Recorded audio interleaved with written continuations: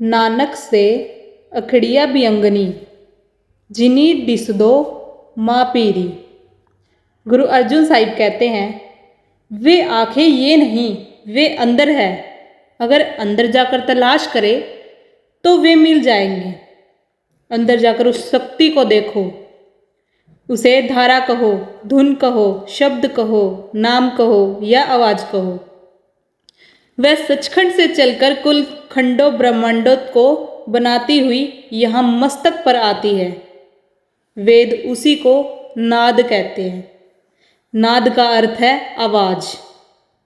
ऋषि मुनियों ने उसे आकाशवाणी कहा है। मुसलमानों ने उसे निदा ए आसमानी कहा है कि आसमान से आवाज आ रही है। शम्स तजर्बे उसे बाग कहते हैं, निधा भी कहते हैं।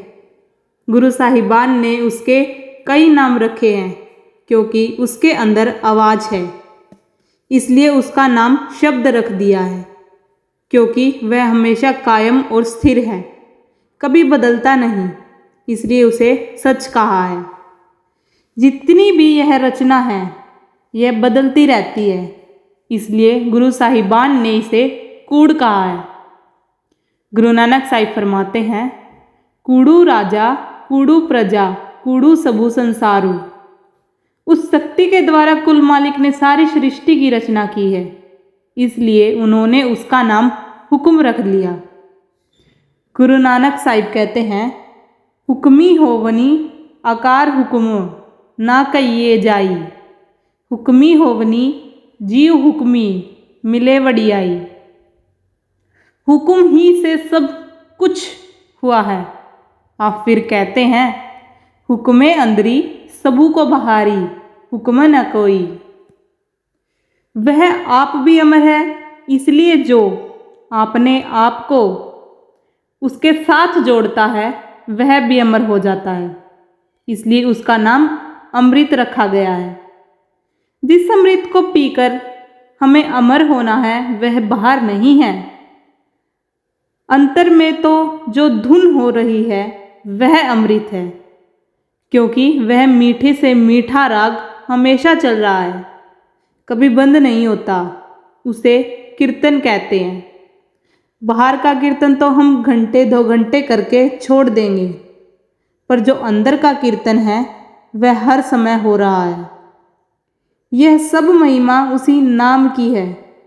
नाम धर्म खंड से ज्ञान खंड, श्रम खंड, कर्म खंड को पार करता हुआ सच खंड तक चला जाता है। मैं बाहर गया, वहाँ लोगों ने सवाल किया कि बाहर किसानों ने आपस में लड़कर कई सिर फोड़े हैं, लेकिन किसी को सचखंड और खंड ब्राह्मण नजर नहीं आए। मैं तो यह कहता आया हूँ कि यह संसार धर्म खंड है और आगे इससे सूक्ष्म ज्ञान खंड है, आगे उससे भी सूक्ष्म श्रम खंड है और कर्म खंड है, तथा और आगे उससे भी सूक्ष्म सचखंड है। क्या ये लोक स्थूल या जड़ मंडल है? नहीं, ये इन आँखों के द्वारा नहीं देख जा सकते, क्योंकि ये सब खंड ब्रह्मांड मन के पर्दे के पीछे है। पहले शरीर को स्थिर करो, मन को एकाग्र करो, फिर खंडों ब्रह्मांडों से होते हुए सचखंड चलो। अब जिन्होंने अपने ख्याल को अंदर ले जाकर उस आवाज के साथ जोड़ लिया, वे अपने आप घर चले जाएंगे। इस रास्ते को नाम मार्ग कहते हैं। और जब तक मन बाहर दौड़ता है, जब तक हम 9 द्वारों को नहीं छोड़ते, हम मन के मार्ग पर हैं। मन ने हमें पकड़ रखा है। यदि 1-2 दिन मन के मार्ग से हटते भी हैं तो मन हमें फिर मना लेता है। यही हुजूर स्वामी जी महाराज कहते हैं, आगे पीछे बहु पछताऊ, समय पड़े पर होवत चोरा। हमारे नाते रिश्ते, चोरियां, दुराचार आदि कौन करवाता है? मन। डाके कौन डलवाता है? मन। ईर्ष्या कौन करता है? मन। सारा संसार मन के अधीन है। यह दूसरा मार्ग मन का है। पहला मार्ग शब्द या नाम का मार्ग है, यानी नाम को पकड़कर सीधे अंदर जाना। दूसरा बाहर मन का दुनिया में प्रवृत्त होना मन मार्ग है। मन मार्ग में जो कुछ किया उसका फल भोगना पड़ा। जो पहले किया उसका फल अब भोग रहे हैं, और जो आगे करेंगे वह आगे भुगतेंगे। इस तरह हम फिर से जन्म मरण के दायरे में आ जाते हैं। जहाँ जन्म मरण है वहाँ दुख साथ ही है, चिंता और भ्रम साथ ही है। हमें तो यह भी पता नहीं कि 5 मिनट बाद क्या होने वाला है।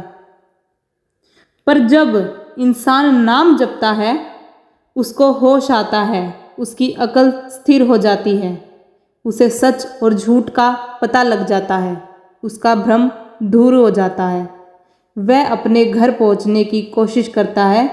कोई भाग्यशाली जीव ही इस नाम मार्ग पर चलता है।